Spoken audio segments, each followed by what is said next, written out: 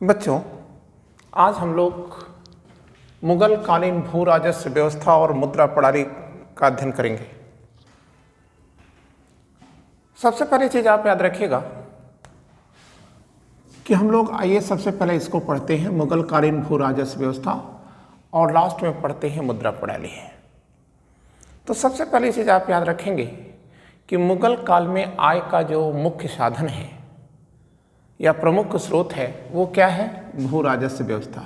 ये आय का मुख्य स्रोत है, मुगलों के आय का यह मुख्य स्रोत है।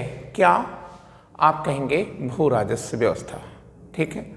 अब हमको एक चीज याद रखना है कि जो भू राजस्व है या टैक्स है, तो टैक्स के आधार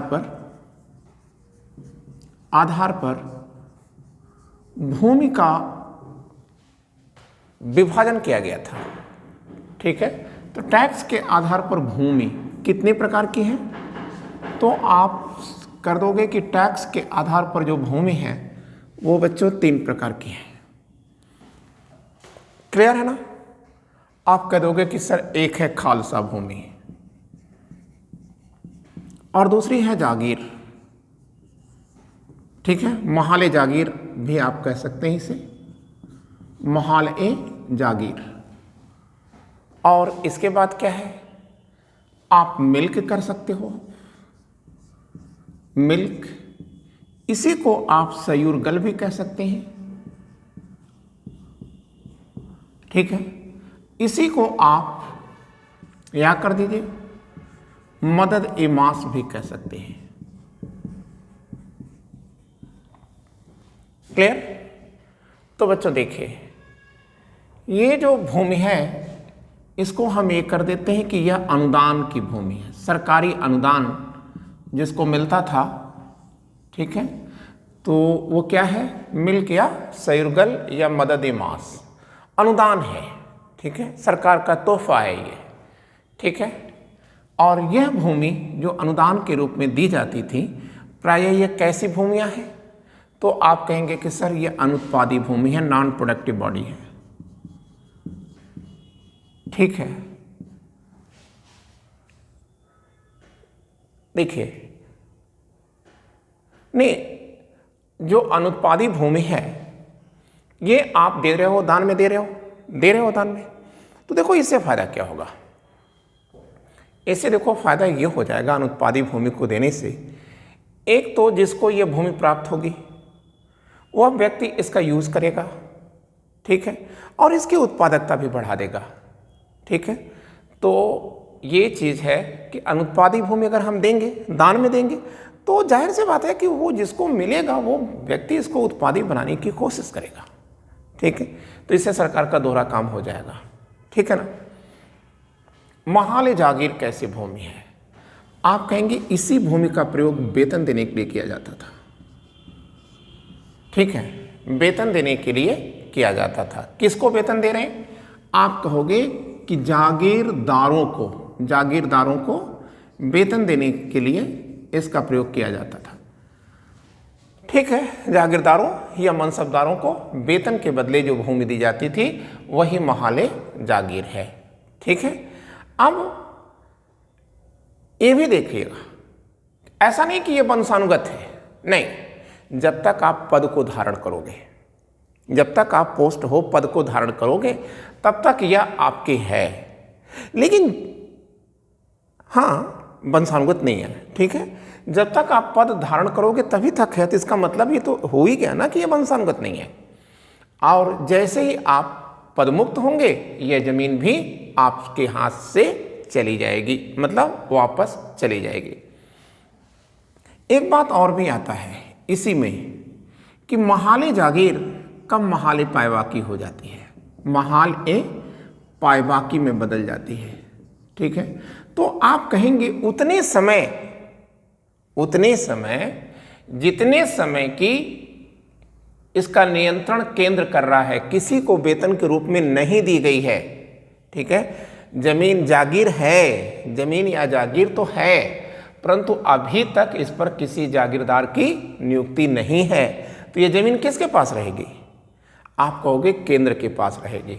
और जब तक ये केंद्र के पास है तब तक ये महाले पाए बाकी हैं। ठीक है ना। और अब आता है खालसा। तो आप कहोगे सर ये कैसी भूमि है? आप कहेंगे बादशाह की भूमि है या सरकारी भूमि है। खालसा जो भूमि है यह बादशाह की भूमि है या सरकारी भूमि है। ये इससे जो आय प्राप्त होगी, इससे जो इनकम होती थी, इस इनकम को कहाँ कहाँ खर्च किया जाता है यार? सबसे पहली बात याद रखो कि यह शाही परिवार पर खर्च होती है। इसकी आय कहाँ खर्च हो रही है? आप कह दोगे कि शाही परिवार पर यह खर्च होती है। सेकंड, यह अंग रक्षकों पर यह खर्च की जाती है। ठीक है। फिर कहाँ खर्च की जाती है? आप कहोगे कि यह निजी सेना पर, जो बादशाह की निजी सेना है उस पर खर्च की जाती है। निजी सेना का मतलब बादशाह की निजी सेना है। ठीक है। और कहाँ खर्च की जाती थी? आप कहेंगे युद्ध की तैयारी में की जाती थी। इसकी आय यहाँ युद्ध की तैयारी में भी खर्च करती जाती थी। ठीक है। आपने यह देखा कि टैक्स के आधार पर, ठीक है, भूमियाँ कितने प्रकार की हैं। ठीक है। लेकिन हमको यहाँ पर कुछ चीज़ें और याद रखना होगा। ठीक है। क्या याद रखना होगा? बादशाह अकबर ने ही भूमि कर व्यवस्था पर पहला कार्य किया था। मुगलों में पहला बादशाह कौन है जिसने भू राजस्व की व्यवस्था दिया? तो आप याद रखेंगे कि भू राजस्व की व्यवस्था देने वाला पहला मुगल अकबर हैं। और अकबर ने इसकी प्रेरणा कहाँ से ली थी? तो आप कहेंगे कि अकबर ने जो प्रेरणा ली है वो शेर शाह सूरी से लिया है। ठीक है। और शेर शाह सूरी की कौन सी व्यवस्था बादशाह अकबर को अच्छी लगी थी? आप कहेंगे राई पद्धति। राई पद्धति मतलब फसलों की मूल्य का निर्धारण करके टैक्स का, मतलब पहले तो आप फसलों का मूल्य निर्धारित करिए, उसके बाद कर निर्धारित करिए। यही क्या है? राई है। ठीक है। राई पद्धति है। तो ये राई पद्धति किसने चलाया था? शेर शाह सूरी ने चलाया था। तो आपको ये चीज समझ में आ गई कि लैंड टैक्स या भूमि कर व्यवस्था पर कार्य करने वाला प्रथम जो बादशाह है वह न तो बाबर है न हुमायूं है, अपितु कौन है? आप कहेंगे कि सर वह बादशाह अकबर है। ठीक है। और ये कर का निर्धारण कैसे करते थे? मतलब कर निर्धारण ये कैसे करते थे? एक प्रश्न आता है ये। ठीक है। तो आप कहेंगे भूमि उत्पादकता के आधार पर, भूमि में जो उत्पादकता हो रही है उसके आधार पर यह कर का निर्धारण किया जाता था। मतलब on the basis of land productivity. ठीक है। प्रोडक्टिविटी के आधार पर कर का निर्धारण किया जाता था। और यह कितना लिया जाता था कर? लगभग 1/3 लिया जाता था। और यह कैसा लिया जाता था? किसानों से सीधा लिया जाता था। मतलब रैयत बाड़ी बंदोबस्त थी। किसान और सरकार के बीच में सीधा संबंध था। क्लियर? अब हमको ये देखना है कि जब आपने कहा कि भू राजस्व व्यवस्था का निर्धारण करने वाले पहले व्यक्ति कौन है? बादशाह अकबर हैं। तो बादशाह अकबर ने क्या व्यवस्था दी भूमि के निर्धारण के लिए? क्या उन्होंने व्यवस्था दिया था? क्या उन्होंने प्रयोग किया था? तो आइए हम लोग देखते हैं। तो पहले चीज तो आप ये हेडिंग डाल दीजिएगा, बादशाह अकबर का दीवाने अशरफ या वित्त विभाग। वित्त विभाग।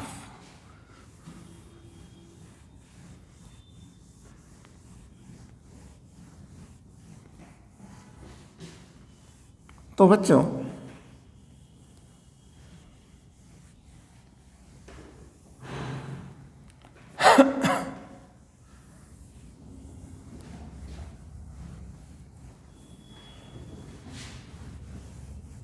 देखिए, हम देखने जा रहे हैं बादशाह अकबर का वित्त विभाग। वित्त विभाग को क्या कहा जाता था उस समय? आप कहेंगे दीवाने अशरफ कहा जाता था।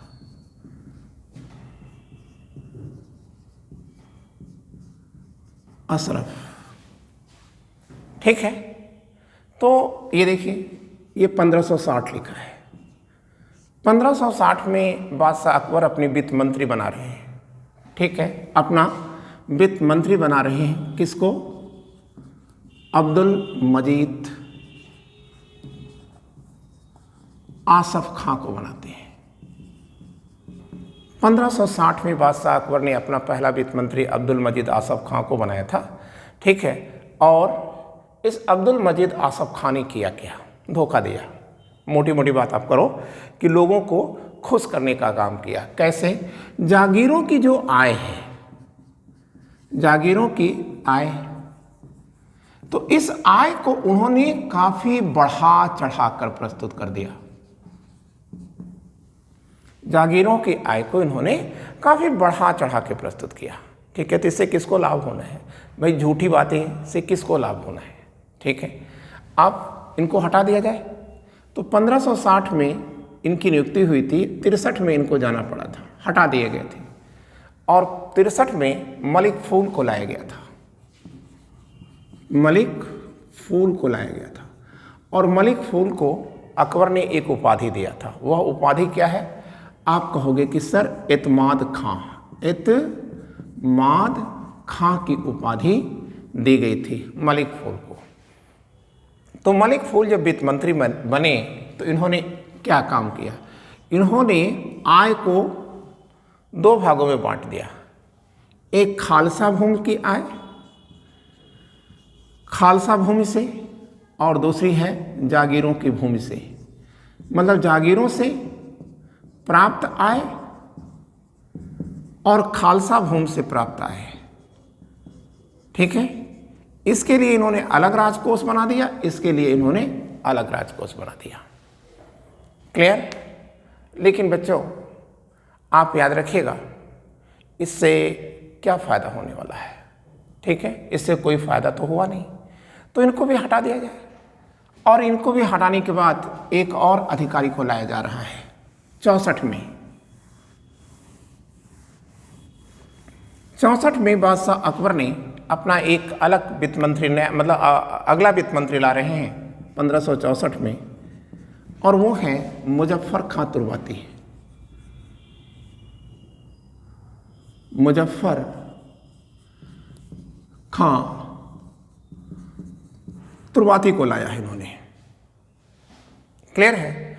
अब जरा देखिए, जो मुजफ्फर खां तुर्बाती हैं, जब ये दीवाने अशरफ बनते हैं तो इन्होंने क्या कार्य किया है, ठीक है। पहली चीज तो इन्होंने 10 कानूनगो की नियुक्ति किया, ठीक है। 10 कानूनगो के माध्यम से इन्होंने क्या किया? भूमि का सर्वे कराया और आय का निर्धारण कराया, ठीक है। भूमि का ये सर्वे करा रहे हैं 10 कानूनगो के माध्यम से, ठीक है ना। और आय का निर्धारण कर रहे हैं, ठीक है। और इस आय को वो कहते क्या हैं? इस आय को वो क्या कहते हैं? तो आप कहिएगा जमाई हरसाला, हरसाला कहते हैं। मतलब हर साल, मतलब प्रत्येक साल, ठीक है। जमाई, जमा का निर्धारण करा रहे हैं, ठीक है। तो लेकिन ये भी तो ठीक नहीं है ना कि जितनी आय नहीं होगी उतना तो राजस्व अधिकारियों को वेतन देने में खर्च हो जाएगा कि नहीं हो जाएगा?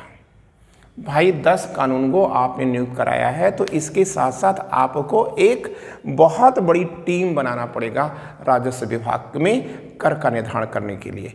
तो पता चला कि साहब जितना आप जमाई हर साल से पा रहे हैं उतना तो आप, उससे ज़्यादा तो आपको क्या होना पड़ रहा है? खर्च कर देना पड़ जाएगा। इनको भी हटा दिया जाए। तो 64 में मुजफ्फर खां तुर्बाती को भी हटाया गया। और अब जो नए आ रहे हैं वो कौन है जरा देखिए। तो आप कह देंगे कि सर नहीं, सॉरी, 64 से 68 तक तो मुजफ्फर खां तुर्बाती रहेंगे, ठीक है ना।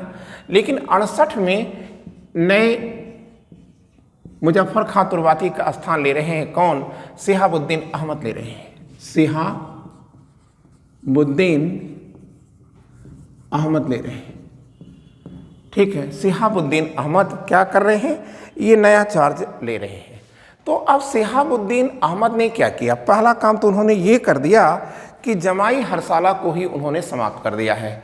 ठीक है, 1568 में शिहाबुद्दीन अहमद साहब ने, ठीक है, जमाई हरसाला को समाप्त कर दिया और इन्होंने वही पुरानी व्यवस्था जो मुसलमानों के काल में जिसके माध्यम से कर वसूला जाता था उसी को उन्होंने पुनः लागू कर दिया। मतलब एवरेज के आधार पर इन्होंने, औसत उत्पादन के आधार पर कर का निर्धारण ही नस्क और कनकूत है।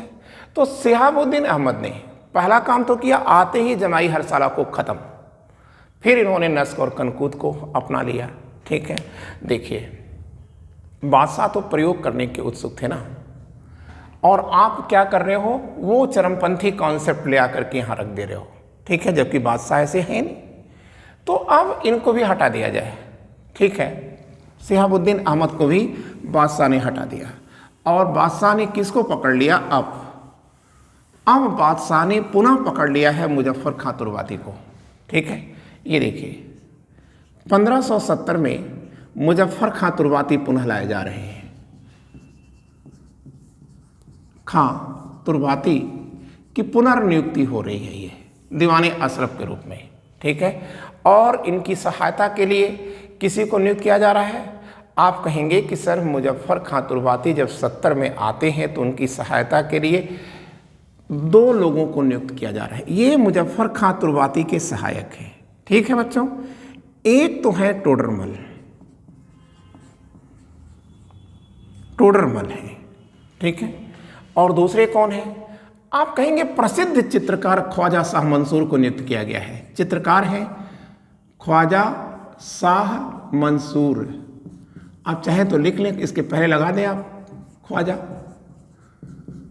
ख्वाजा शाह मंसूर को, ठीक है, नियुक्त किया गया है। ठीक है, तो ये जो टोडरमल हैं ये कालपी से थे, क्षत्रिय थे और शेर शाह सूरी के राजस्व अधिकारी थे। ठीक है, और 1563 में टोडरमल अकबर की सेवा में आए थे। ठीक है, और ये जो शाह मंसूर हैं ये चित्रकार हैं। ठीक है, तो इस मुजफ्फर खां तुर्बाती ने पहला काम तो ये कार्य किया कि इन्होंने करोड़ी नाम का एक अधिकारी बनाया, और इनको निर्देशित किया कि आप अपने क्षेत्र से 1 करोड़ दाम या 40,000 रुपया अपने 40 लाख रुपया 40 लाख रुपया क्या करेंगे, अपने क्षेत्र से वसूल करके देंगे। ठीक है, और इनको कहा गया कि आप कानूनगो की जांच कर सकते हैं, कानूनगो का इंस्पेक्शन भी आप कर सकते हैं। ठीक है, ये भी कहा गया।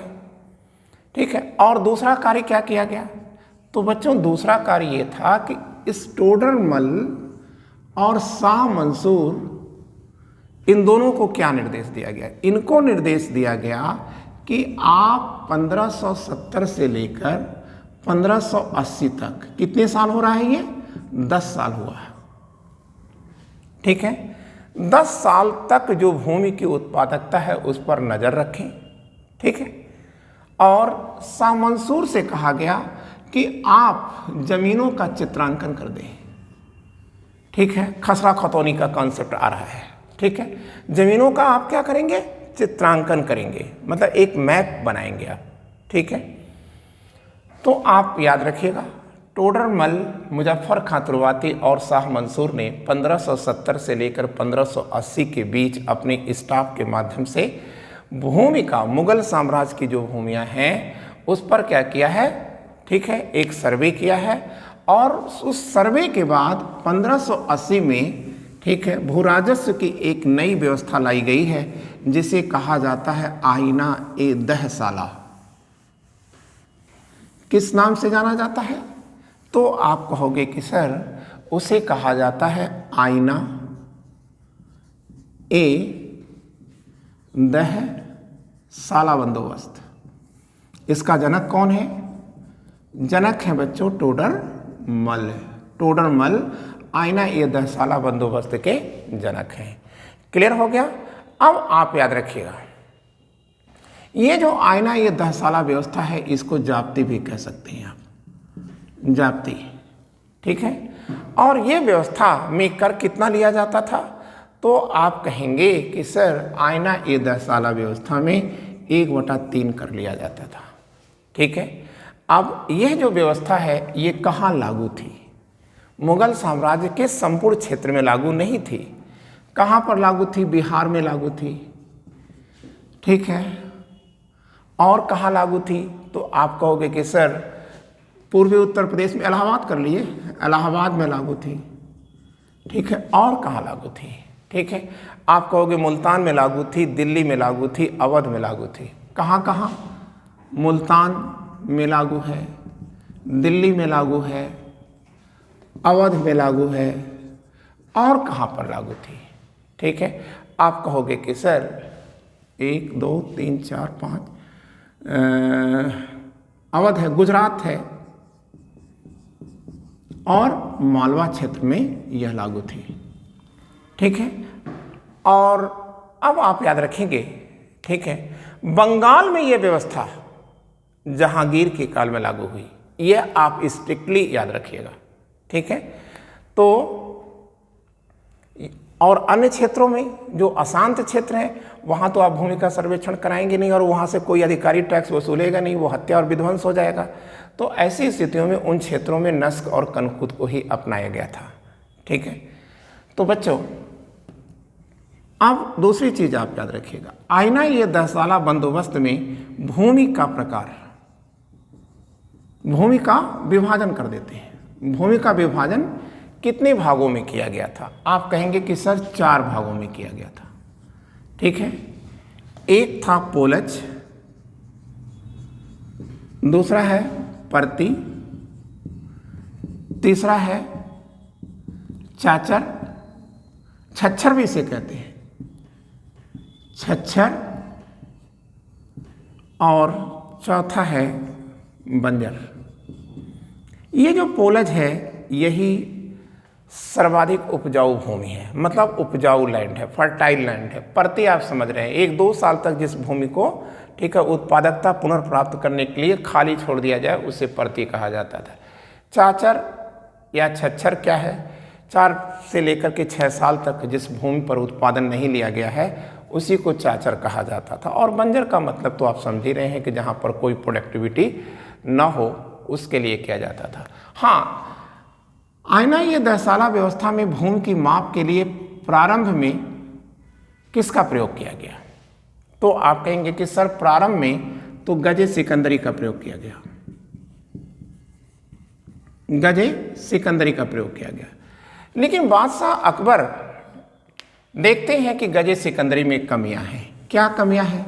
तो आप कहें कि गजे सिकंदरी की माप रस्सी से की जाती थी, ठीक है। अब रस्सी में तो भाई 2 चीज़ें हो सकती हैं। एक तो यह गर्मी और जाड़े के अनुसार छोटी और बड़ी हो जाती है। दूसरी बात यह है कि नापने में भी घटतोली हो सकती थी, मतलब माप जो करेंगे उसमें भी गड़बड़ी हो जाएगी। तो इन्होंने क्या किया कि रस्सी, गजे सिकंदरी में रस्सी को हटा दिया और किसका प्रयोग किया? आप कहेंगे कि बांस के लट्ठों का प्रयोग किया, बांस के टुकड़े का प्रयोग किया, ठीक है।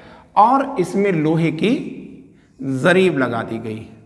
तो आप कहेंगे कि सर इन्होंने रस्सी के स्थान पर जरीब का प्रयोग किया, ठीक है। भूमि माप के लिए जरीब नामक स्केल का प्रयोग किया था, ठीक है। और इस जरीब को ही, ठीक है, क्या कहा गया? गजे इलाही कहा गया, गजे इलाही कहा गया, ठीक है। गजे सिकंदरी के स्थान पर गजे इलाही का प्रयोग किया गया था, ठीक है।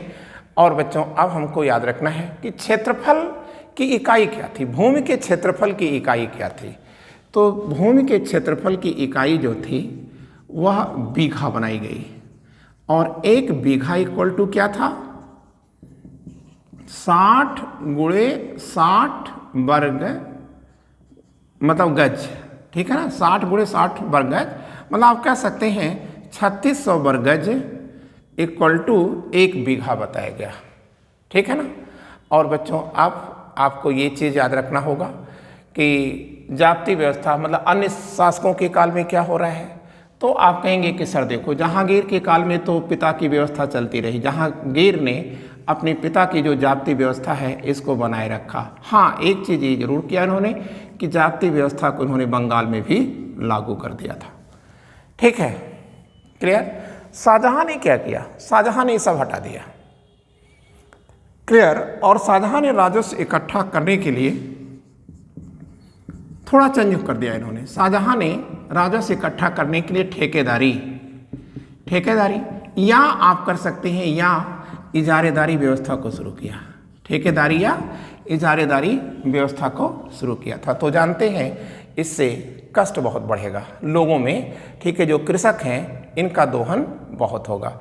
लेकिन जब औरंगजेब आए, या एक पॉइंट आप और याद रखिएगा, शाहजहां के काल की एक घटना और होती है।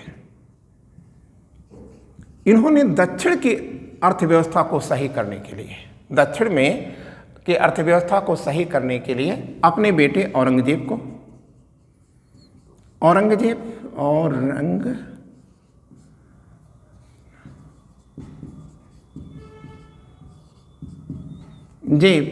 ठीक है ना। तो ये जो औरंगजेब हैं ये शाहजहां के बेटे हैं और दक्षिण के सूबेदार हैं, ठीक है। तो इन्हीं के माध्यम से इन्होंने मुर्शीद कुली खां नामक एक राजस्व अधिकारी को नियुक्त किया था। मुर्शीद कुली खां, हम बता चुके हैं आपको, नियुक्त किया था। और इसी मुर्शीद कुली खां ने दक्षिण में, ठीक है, या दक्षिण भारत में क्या किया, ठीक है, अर्थव्यवस्था को सुधारा था, लैंड सुपरविजन करवाया था। इसीलिए मुर्शीद कुली खां को क्या कहा जाता है, दक्षिण का टोडर मल कहा जाता है। ठीक है बच्चों। और अब हमारे सामने एक और बड़ा पॉइंट निकल कर आ जाता है, और वो क्या है कि जहांगीर के काल में आपने देख लिया, शाहजहां के काल में देख लिया, अब औरंगजेब के काल में आपको देखना है कि बादशाह जब औरंगजेब बनते हैं तब ये क्या करते हैं। तो देखिए, जो बादशाह औरंगजेब हैं ये थोड़ा आप जानते ही हैं, ठीक है, ये कैसे आदमी हैं, थोड़ा चरमपंथी हैं, कट्टरपंथी हैं। और जब ये कट्टरपंथी हैं तो इन्होंने क्या किया, इन्होंने सारी व्यवस्था को खत्म करके नस्क और कनकूत को पुनः अपना लिया। मतलब जो मुस्लिम विधि है उसी को इन्होंने पुनः अपना लिया। और एक बात और कि इन्होंने सबसे ज़्यादा अगर किसी से टैक्स लिया है तो बादशाह औरंगजेब ने लिया है। 50% तो ये डायरेक्ट लेते थे, इनडायरेक्ट मिला करके इनका टैक्स बहुत ज़्यादा हो जाता था, लगभग 70% पहुँच जाता था। ऐसा उन्होंने किया क्यों, ठीक है। देखिए, जहांगीर के काल में भी टैक्स 1/3 है, अकबर के काल में भी 1/3 है, शाहजहां के काल में ये 50% हो गया। क्यों इतना कर रहे हैं आप, क्यों इतना टैक्स ले रहे हैं, ठीक है। तो आप कह देंगे कि सर इनके जो विलासीपूर्ण कार्य थे उस पर बड़े धन की आवश्यकता थी, और शाहजहां में ये हो गया। और औरंगजेब ने इतना हैवी टैक्स क्यों लिया, ठीक है। उसका कारण क्या है कि औरंगजेब दक्षिण की राजनीति में उलझ चुके थे, मराठा राजनीति में उलझ चुके थे, ठीक है, बीजापुर की राजनीति में उलझे थे, गोलकुंडा की राजनीति में उलझे थे, ठीक है। इसलिए इनको युद्ध के लिए क्या चाहिए था, पैसा चाहिए था। और ये पैसा कहाँ से आएगा, ये पैसा, ठीक है, टैक्स से ही आएगा। हम आगे चलें, इसके पहले हम आपको बता देंगे कि मुगल काल में जो कृषक हैं, ये कृषक 3 प्रकार के थे बच्चों, ठीक है। एक है खुद काश्त, दूसरा है पाही काश्त, और तीसरा है मुजरियान।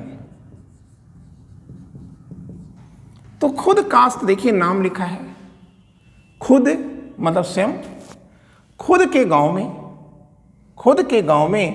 खुद की जमीन पर खुद की खेती, मतलब स्वयं के गांव में स्वयं की जमीन और स्वयं खेती जहां होती है, ऐसे कृषकों को क्या कहा जाता था, खुद काश्त कहा जाता था। यह लोग, ठीक है, मुजरियान के माध्यम से भी खेती करते थे। अब आपको ये होना चाहिए कि मुजरियान क्या है। आप कह दो कि सर एक कृषक मजदूर है, ये मजदूर है, ठीक है, या तो ये भूमिहीन है, कृषक मजदूर है। अब ये कृषक मजदूर में क्या बात है, सर देखो, या तो ये भूमिहीन है, लैंडलेस है, या इनके पास इतनी कम भूमि है कि इस कम भूमि से ये अपने जीवन का निर्वहन नहीं कर सकती हैं। और ये पाही कास्ट क्या है? तो आप कहेंगे जिसकी ज़मीन दूसरे गांव में हो वह पाही कास्ट है। ठीक है ना? मतलब अपने गांव में भी है, दूसरे गांव में भी है, तो उसी को पाही कास्ट कहते हैं। ये भी लोग मुजरियान का प्रयोग करते थे। और अब बच्चों, हमको जो अगला टॉपिक जानना है वो क्या है? मुगल कालीन मुद्रा प्रणाली या क्वाइंस के बारे में जानना है। ठीक है, तो आइए हम लोग देख लेते हैं मुगल कालीन मुद्रा प्रणाली। ठीक है, तो मुद्रा, पैसा, क्वाइंस सिस्टम क्या है? तो आप याद रखिएगा कि मुगलों ने 3 धातुओं में सिक्के जारी किए हैं। एक तो है सोना, दूसरा है चांदी, और तीसरा है तांबा। ठीक है, क्लियर? अब हम लोग आगे जाएं, इसके पहले हम आपको बता दें कि देखिए, क्या कोई निजी व्यक्ति या व्यापारिक प्रतिष्ठान भी सिक्के जारी कर सकते थे? आप कह सकते हैं जारी कर सकते थे सर। 6% टैक्स चुका करके कोई भी व्यापारिक व्यक्ति, ठीक है, अपने ब्रांड का सिक्का जारी कर सकता था। ठीक है, लेकिन हमको एक चीज़ और याद रखना है। वो ये याद रखना है कि देखिए, जो मुगल कालीन सोने का सिक्का है, प्राचीन सोने का सिक्का है, या मुगलों का प्राचीनतम सोने का सिक्का है, वह है मोहर। ठीक है, और अब ये देखिए, चांदी का जो सिक्का है उसको कहा जाता था रुपया। और बच्चों, इसको हाईलाइट कर दीजिएगा। मुगल कालीन अर्थव्यवस्था किस पर टिकी हुई थी? इसी रुपये पर टिकी हुई थी। मुगल कालीन अर्थव्यवस्था का मूल आधार है ये। और तांबे के सिक्के को क्या कहा जाता था? आप कहोगे सर, दाम कहा जाता था। फिर अगर आपसे पूछा जाता है, ठीक है, कि सिक्कों में अनुपात क्या था, तो आप कहेंगे कि सर 1:40 था मुगलों के काल में। ठीक है, शेरशाह सूरी के काल में क्या था? 1:64 था। और सुल्तानों के काल में क्या था? 1:48 था। ठीक है ना? ये क्या है? सल्तनत काल का है। ये क्या है? शेरशाह सूरी का। और ये किसका है? ये मुगल का है। ठीक है, क्लियर? ये चीजें आपको याद रखना है क्योंकि वो क्वेश्चन पूछते रहते हैं। ठीक है, अर्थव्यवस्था किस पर टिकी है? रुपए पर टिकी हुई थी। ठीक है, अब हमको ये चीजें याद रखनी है। बाबर ने कौन सा सिक्का जारी किया था? तो आप कहेंगे कि सर बाबर ने काबुल से शाहरुखी नाम का सिक्का जारी किया था। ठीक है, किसका है ये? चांदी का है। शाहरुखी जो है ये चांदी का है। और ये जो शाहरुखी सिक्का है यह किससे प्रेरित है? आप कहेंगे शाहरुख के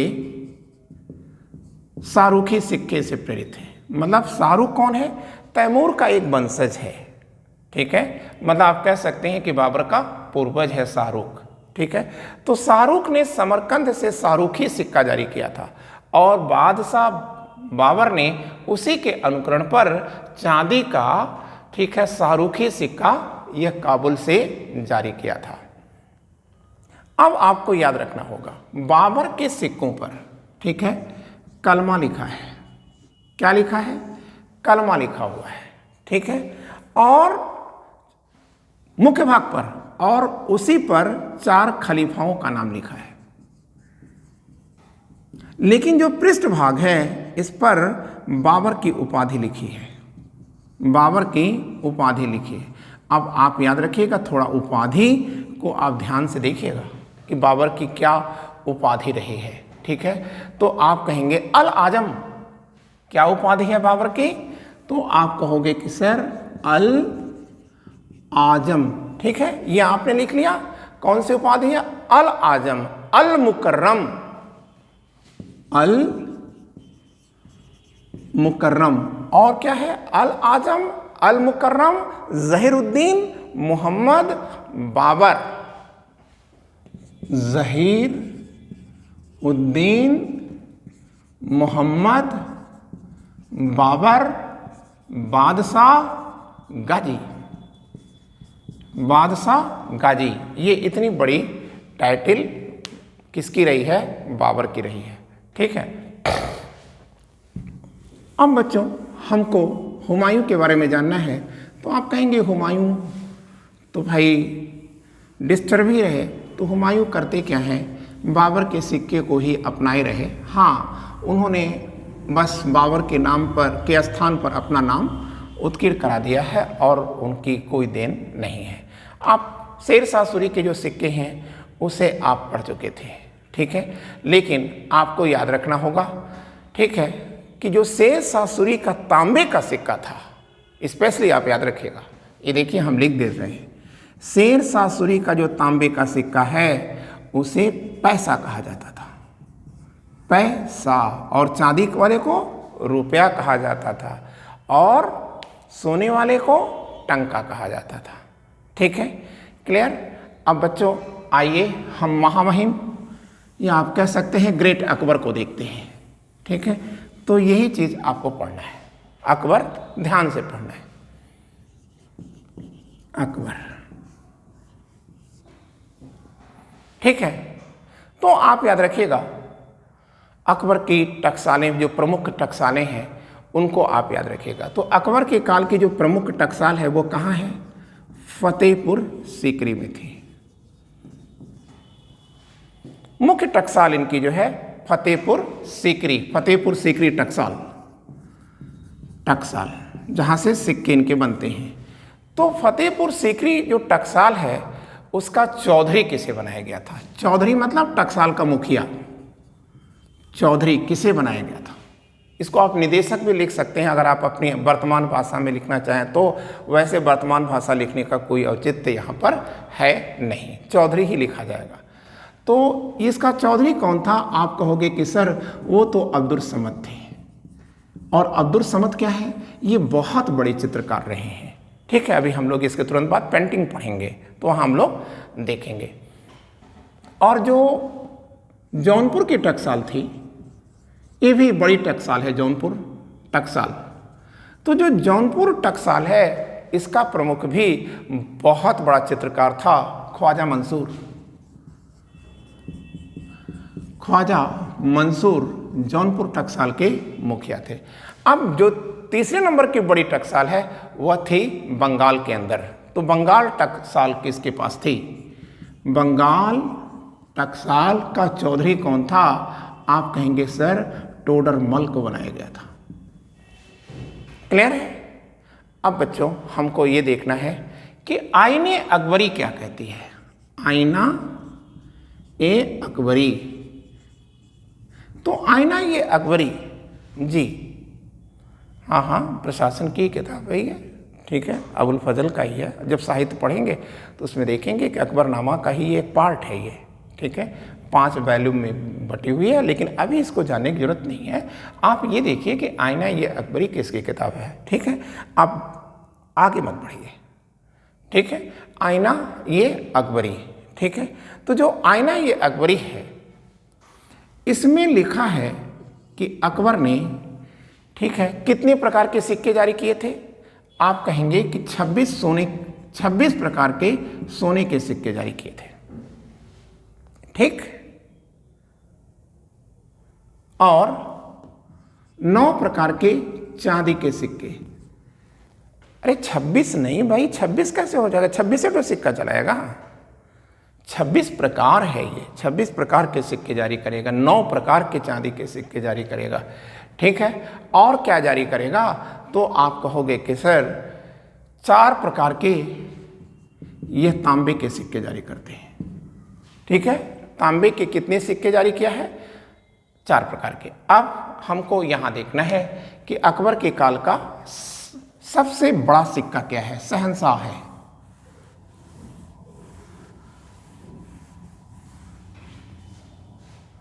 शहंशाह यह अकबर के काल का सबसे बड़ा सिक्का है और सबसे प्राचीन सिक्का तो हमने आपको बता दिया है, मोहर है। ठीक है, अब याद रखिएगा इसके अतिरिक्त कौन सिक्के हैं, तो आप कहेंगे रहस है, रहस। अब रहस के बारे में जान लीजिए। तो आप याद रखिएगा शहंशाह का जो 1/2 होगा उसको क्या कहा जाता था, रहस कहा जाता था। और आत्मा क्या है, आप कहेंगे सोने का सिक्का आप पढ़ रहे हैं, स्वर्ण सिक्के, ठीक है, अकबर के काल के। ठीक है, तो आप याद रखिएगा अगर आपसे पूछा जाए आत्मा क्या है तो आप कहेंगे शहंशाह का 1/2, शहंशाह का 1/4, ये क्या कहा जाता था, आत्मा के नाम से जाना जाता था। फिर पूछा जाए कि बिसात क्या था तो आप कहेंगे कि सर आत्मा का 1/5 था। ठीक है, फिर आपसे और पूछा जाता है कि सर चरण क्या था, ठीक है, चरण, ठीक है, तो आप कहेंगे कि सर यह क्या है, तो आप कहोगे कि सर 1/8 यह चरण है। ठीक है, और फिर हमको देखना है पंडाउ क्या है। ठीक है, पंडाउ, ठीक है ना। तो देखिए जो पंडाउ है यह चांदी में, आप पहले तो चांदी आप लिख लीजिए फिर देखते हैं, क्योंकि हमने स्वर्ण सिक्का बता दिया, लेकिन इसमें हमको स्वर्ण सिक्के में कुछ चीज़ें लिखानी होंगी, उसके बाद तब हम लोग पंडाउ की बात करें। ठीक है बच्चों, यहाँ इसको रोक दीजिए और यहाँ पर नोट लिख दीजिएगा, ये इंपॉर्टेंट है आपके बीच में। देखिए 1601 में बादशाह अकबर ने किसको जीता था, असीरगढ़ को जीता था। यही उनकी ज़िंदगी की अंतिम विजय भी थी। किसको जीता, असीरगढ़ को जीता था। तो असीरगढ़ को जीतने के बाद बादशाह अकबर ने एक सोने का सिक्का जारी किया था और उस सोने के सिक्के पर आकृति किसकी थी, बाज। बाज क्या है, एक पक्षी है। ठीक है, उसकी आकृति थी। फिर आप एक बात और याद रखिएगा, बादशाह अकबर के जीवन काल का अंतिम जो सिक्का है वो सिया राम है, सिया राम है, और उसका नाम था सिया राम। और इस सिया राम सिक्के पर सीता और राम की आकृति खुदी हुई थी। ठीक है ना, सीता और राम की आकृति खुदी हुई थी। अब ये आपका, ठीक है, सोने का सिक्का ये खत्म हो गया। अब आप चांदी के सिक्के की बात करें। आप चांदी, आप हेडिंग डालते हैं अकबर कालीन चांदी के सिक्के। तो देखिए अकबर कालीन अगर आप चांदी के सिक्कों की बात करते हैं बच्चों, तो उसमें चांदी के सिक्के को क्या कहा जाता था, रुपया कहा जाता था, रुपया कहा जाता था। और क्या कहा जाता था, ये देखिए क्या लिखा है, दरब कहा जाता था। ठीक है, और फिर क्या कहा जाता था, चरण कहा जाता था, चरण। ठीक है, क्लियर। तो सॉरी, मैंने भूल से सोने के सिक्के में चरण बता दिया। ठीक है, आप उसे काट दीजिएगा। ठीक है, और ये क्या है, 1/8 है, रुपए का 1/8, और दरब क्या है, 1/2 है। फिर से मैं आपको याद दिला दूं कि मैं भूल से, ठीक है, जब स्वर्ण सिक्के बता रहा था अभी 1 मिनट पहले ही, तो हमने वहाँ चरण लिख दिया। चरण ऐसा सोने का नहीं है, ये चांदी का सिक्का है। ठीक है, क्लियर। इसके बाद पंडाउ आता है, पंडाउ। ठीक है, तो ये पंडाउ क्या है, रुपए का 50वां भाग। ठीक है, रुपए का ये 50वां भाग है, ये मतलब बहुत छोटा सिक्का है पंडाउ। ठीक है, और अष्टा क्या है, अष्टा, ठीक है, काला और सूकी, ये भी चांदी के सिक्के हैं। अष्टा है, काला है और सूकी है। देखिए सूकी हमारे मेमोरी पर है, हम आपको बता देते हैं। सूकी जो है रुपए का 20वां भाग था, 20वां भाग था। और काला क्या था? तो आप कहेंगे रुपए का 16वां भाग था, 16वां भाग था। और ये जो अष्टा है, ठीक है, ये क्या था? तो आप कहेंगे रुपए का, ठीक है, ये भी 8वां भाग था, ठीक है।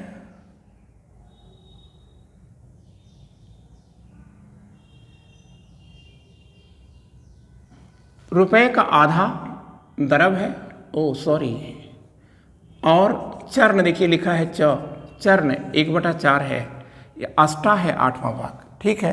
तो मैं आपको 2 जगह कष्ट में डाला, वो ब्रेन से स्लीप कर गया मैटर। एक जगह अगर कन्फ्यूजन हो गया तो वह कन्फ्यूजन आ जाता है।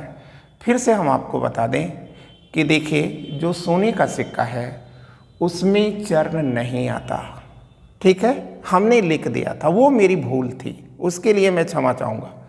लेकिन जो चांदी का जो रुपया है उसका भाग है चर्ण, और यह 1/4 है, इसके पहले हमने 1/8 भूल से लिख दिया था, जबकि ये लिखा है चर्ण, ठीक है, मतलब चर्ण लिखा है, अष्टा है 8वां भाग, ठीक है ना। अब बच्चों हमारे सामने है तांबे का सिक्का। तो आप याद रखिएगा अकबर के तांबे के सिक्के को दाम कहा जाता था। या अकबर के सिक्कों को ही नहीं कहा जाता था, बल्कि मुगलों के जो तांबे के सिक्के हैं उनको दाम कहा जाता था। और रुपए और दाम में क्या अनुपात है? आप कहेंगे कि सर 1:40 का है, ठीक है ना।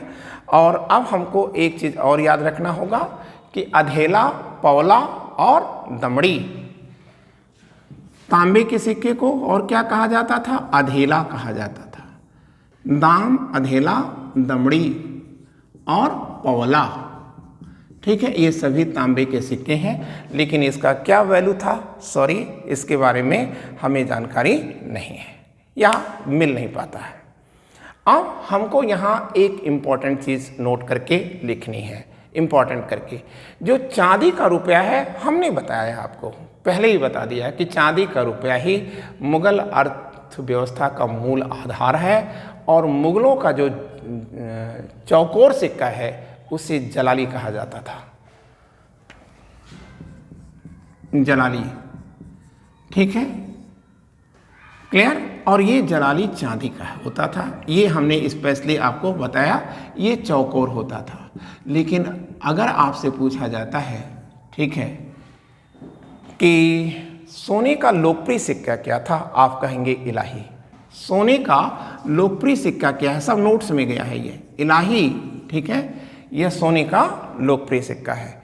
अब ये देखिए जहांगीर ने क्या लाया, सिक्के में क्या परिवर्तन किया। तो बच्चों पहली बार आप याद रखिएगा कि जहांगीर के सिक्के पर ही मानव की आकृति है, ठीक है, मतलब बादशाह की आकृति है, मानव की नहीं। मानव में अगर आप कहेंगे तो राम हो जाएगा, पहले ही आ चुका है, लेकिन आप मानव को तो, राम को मानव में तो रखेंगे नहीं। तो ये देखिए जहांगीर के सिक्के, तो जहांगीर के सिक्के पर किस, मतलब वह कौन सा बादशाह है जिसके सिक्कों पर बादशाह की आकृति आई। तो बच्चों आप याद रखिएगा कि जहांगीर के मोहर नामक स्वर्ण सिक्के पर, ठीक है, सिक्के पर किसकी आकृति आई? आप कहेंगे पिता अकबर की आकृति आई, पिता अकबर की आकृति आई, ठीक है। और जहांगीर की भी आकृतियां हैं, कितने तक हैं? आधे तक हैं। एक हाथ में वो गुलाब का फूल लिए हुए हैं, ठीक है, कुछ सिक्कों पर गुलाब का फूल लिए हुए हैं और कुछ सिक्कों पर शराब का प्याला लेते हैं, ठीक है। तो अब जहांगीर के जो सिक्के हैं वो कौन कौन से हैं, ठीक है, जहांगीर के लिखा हुआ है जहांगीर के सिक्के, बस आप सिक्के लिख लीजिए। तो आप कह देंगे कि सर देखो, एक तो है नर अफसा, दूसरा है निसार, तीसरा है खैर काबुल। नर अफसा, ठीक है, दूसरा है खैर काबुल और तीसरा है निसार। निसार, नरअफ़सा, खैर काबुल और निसार, ये जहांगीर के सिक्के हैं। जहांगीर जब सत्तासीन होते हैं तो सिक्कों के वजन में वृद्धि कर देते हैं। कितनी वृद्धि करते हैं? 20% की वृद्धि कर देते हैं। फिर क्या होगा? असंतोष जब फैलेगा तो ये इस वृद्धि को पुनः वापस ले लेते हैं। 1611 में इन्होंने वापस ले लिया था इस वृद्धि को। ठीक है, तो जनता में जन असंतोष कैसे आएगा? भाई आप जब 20% इसका वैल्यू बढ़ा देंगे तो आम आदमी की पकड़ से बाहर हो जाता था। ठीक है, और बच्चों अब हमको अगली बात करनी है, बादशाह शाहजहां जी, नहीं ऐसा नहीं, ठीक है। अरे भाई एक मोटी सी बात है यार कि जब किसी, जैसे मान लो सोना है, तो इस सोने में अगर आप, ठीक है, 10 ग्राम सोने के स्थान पर आप 12 ग्राम सोना कर दोगे तो वो महंगा होगा या नहीं होगा? तो जब ये महंगा हो जाएगा तो आम आदमी कहाँ से उसको पाएगा? ठीक है, और अगली बात देखिए, शाहजहां के काल में क्या आया? बच्चों शाहजहां के काल में कोई परिवर्तन नहीं होता, बस एक परिवर्तन होता है। शाहजहां ने एक छोटा सिक्का जारी किया था, आना, मतलब रुपए और दाम के बीच में इन्होंने आना नाम का एक सिक्का जारी किया था। ठीक है, और कुछ नहीं है। हाँ, औरंगजेब में परिवर्तन आता है। औरंगजेब क्या परिवर्तन कर देते हैं? पहली चीज़ तो आप याद रखिएगा, सिक्के से कलमा को उत्कीर्ण करना ये प्रतिबंधित कर देते हैं। मतलब सिक्के पर अब कलमा नहीं लिखा जाएगा, क्योंकि यह उनका मानना था कि ये मुसलमानों का प्रसिद्ध वाक्य है, पवित्र वाक्य है, पवित्र और प्रसिद्ध वाक्य। यह जो कलमा है जब ये विधर्मियों के हाथ में पहुंचता है तो विधर्मी इसकी मतलब वो नहीं कर पाते, उसका सम्मान नहीं करते, मतलब अशुद्ध हाथों से भी इसे ले लेते हैं। ठीक है, और क्या इन्होंने किया? तो आप कहेंगे कि सर एक कार्य इन्होंने और किया था, और वो है कलमा को हटाकर इन्होंने शाहबई की कविताओं को लिखवाया था। किसने? औरंगजेब ने। और फिर अपनी उपाधि को, औरंगजेब ने अपनी उपाधि को यहाँ पर उत्कीर्ण करा दिया था। तो बच्चों ये था आपका, ठीक है, पूरा मैटर, ठीक है, जिसमें आपने मुगल राजस्व व्यवस्था पढ़ा है, ठीक है, उनकी वित्त व्यवस्था पढ़ लिया है और उनकी मौद्रिक प्रणाली पढ़ लिया है। ठीक है, और एक चीज़ याद रखिएगा, वो ये है कि जो इनकी जो सिक्के जारी करता था वो तो चौधरी हुआ करता था, लेकिन आपको याद रखना है बैंकर का काम कौन करता था? तो सराफा जो होते हैं, ठीक है, वो बैंकर का काम करते थे। ठीक है बच्चों, आज इतना ही। Thank you.